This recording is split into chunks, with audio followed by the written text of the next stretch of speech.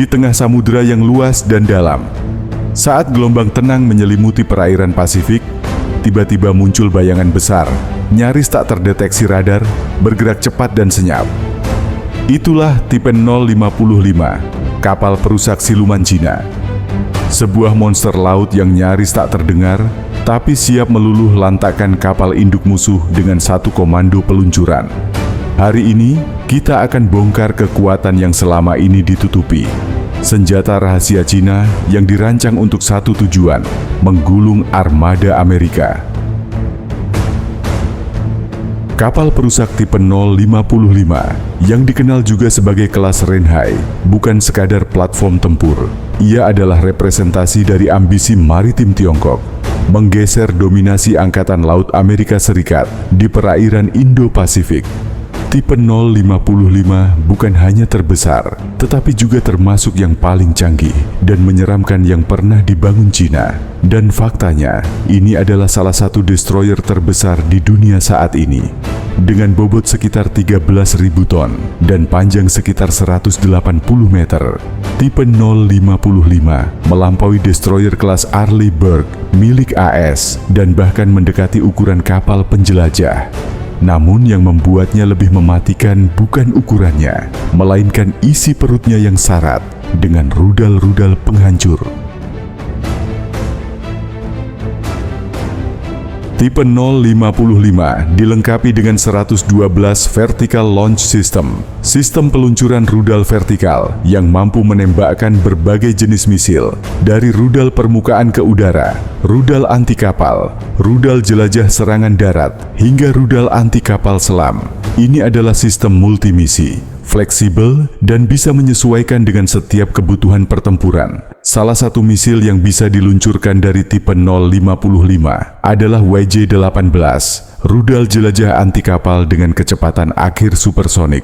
Tapi yang lebih mengejutkan adalah bahwa tipe 055 juga mampu meluncurkan YJ-21, rudal hipersonik yang sangat sulit dicegat dan bahkan mungkin bisa membawa hulu ledak nuklir taktis jika dibutuhkan. Bayangkan, satu kapal bisa menghancurkan kapal induk lawan dalam sekali tembak dari ratusan kilometer jauhnya. Jika ada satu kemampuan yang membuat tipe 0555 dijuluki pemburu raksasa, itu adalah persenjataan anti kapalnya. Sistem peluncuran vertikalnya yang berdiameter 850 mm adalah yang terbesar di dunia. Ini memungkinkan tipe 055 membawa rudal anti kapal yang sangat mematikan. Rudal YJ-21 adalah rudal balistik anti kapal yang mengubah permainan. Dengan jangkauan 1.500 km dan kecepatan rata-rata Mach 6, bahkan Mach 10 saat serangan terminal, YJ-21 dapat menyerang dari luar zona pertahanan kapal induk musuh hanya dalam hitungan menit. Rudal ini didukung oleh jaringan satelit pengintaian Tiongkok untuk penargetan dan pembaruan data real-time. Ini menjadikannya senjata pembunuh kapal induk yang paling mematikan. Teknologi siluman dan sensor kapal tipe 055 nyaris tak terlihat. Desain lambung kapal tipe 055 dibuat dengan teknologi siluman. Permukaan kapal yang halus dan menara terpadu menyatu dengan struktur radar, mengurangi pantulan gelombang elektromagnetik. Akibatnya, kapal ini sulit dideteksi radar musuh, terutama jika beroperasi dalam formasi bersama kapal lainnya. Salah satu inovasi paling mencolok dari tipe 055 adalah teknologi frekuensi radio terintegrasinya. Alih-alih banyak antena terpisah, kapal ini menggunakan apertur multifungsi broadband yang lebih sedikit, meningkatkan kompatibilitas elektromagnetik dan mengurangi jejak radar kapal, memberinya kemampuan siluman yang lebih baik.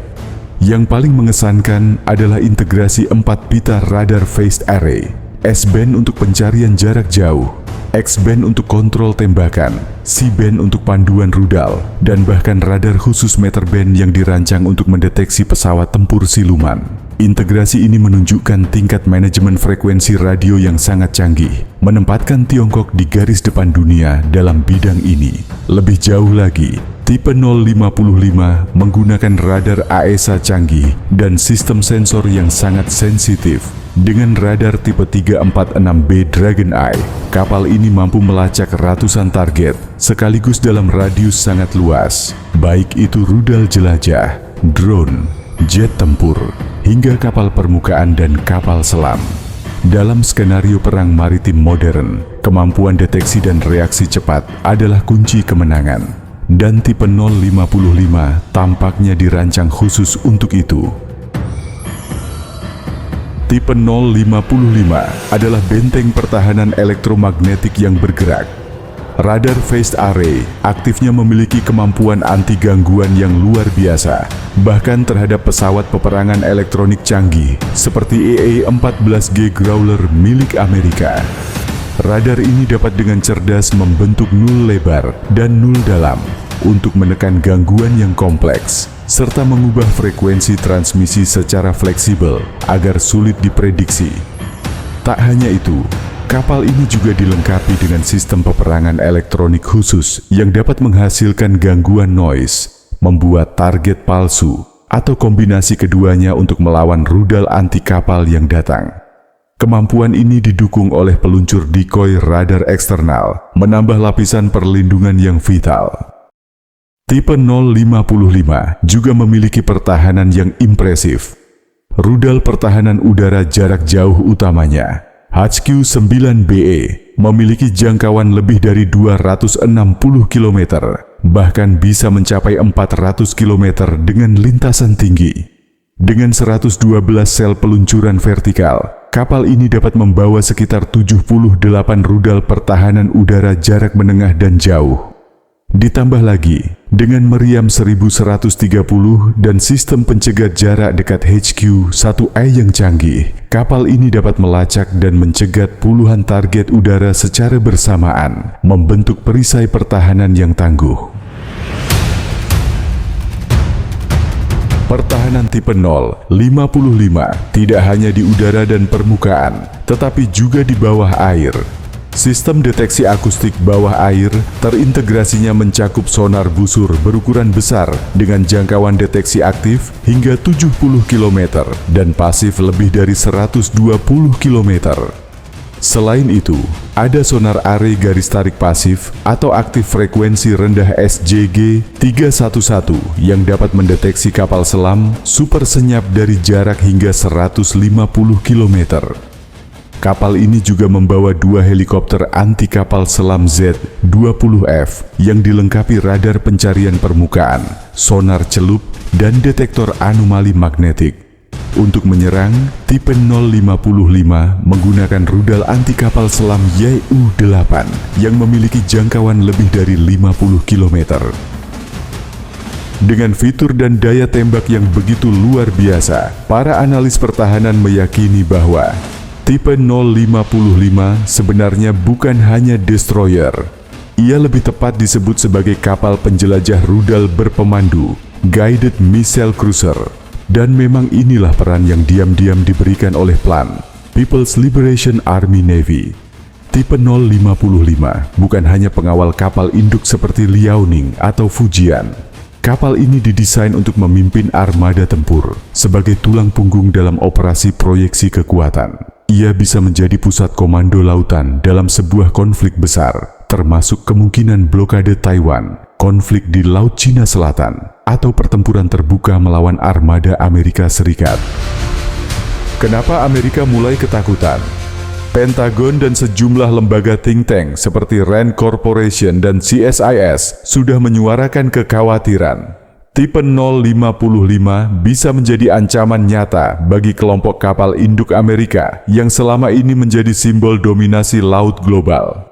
Sebuah laporan dari US Naval War College bahkan menyebut tipe 055 sebagai the most powerful surface combatant in the world, mengalahkan kapal destroyer Zumwalt milik AS yang bermasalah itu. Dan jangan lupakan, China telah membangun 10 unit tipe 055 dengan kemungkinan akan bertambah. Artinya, ini bukan kapal unik yang hanya 1-2. Ini adalah armada lengkap yang siap menyebar ke perairan global untuk memastikan bahwa dominasi angkatan laut tak lagi milik Amerika seorang. Jika konflik Laut Cina Selatan berubah menjadi perang terbuka, atau jika ketegangan Taiwan meledak jadi invasi besar-besaran, maka tipe 055 akan menjadi garda depan. Bukan cuma menyerang, tapi juga menjaga kapal induk Fujian, membuka jalan untuk rudal-rudal balistik, dan mengamankan zona anti-access area denial yang telah disiapkan Cina selama 2 dekade. Dan dalam konteks Perang Dunia Ketiga, keberadaan tipe 055 bisa menjadi faktor pengubah permainan. Karena satu armada destroyer siluman ini bisa membuka jalan bagi kekuatan Cina untuk memukul mundur kehadiran militer Amerika, tidak hanya di Asia Timur, tetapi juga hingga Samudra Hindia. Bagaimana menurut pandangan kalian? Silahkan tulis di kolom komentar. Terima kasih telah menonton. Sampai jumpa.